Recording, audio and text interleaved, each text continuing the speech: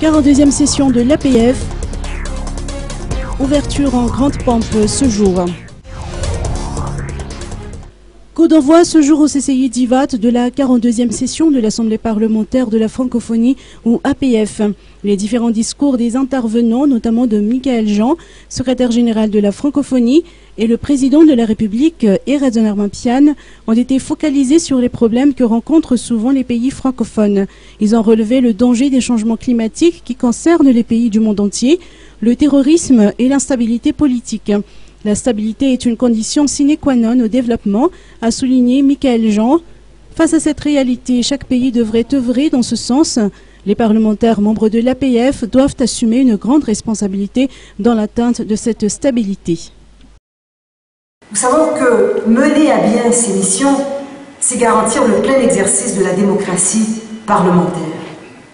Monsieur le Président de la République, Mesdames et Messieurs les parlementaires, Mesdames et Messieurs, chers amis, face à la menace environnementale qui met en péril l'avenir de l'humanité, face à la menace terroriste qui assombrit et endeuille nos pays et jour après jour le monde, face à tous les facteurs d'instabilité politique, économique et sociale qui nous fragilisent, nous éprouvons un même sentiment, un sentiment d'extrême urgence.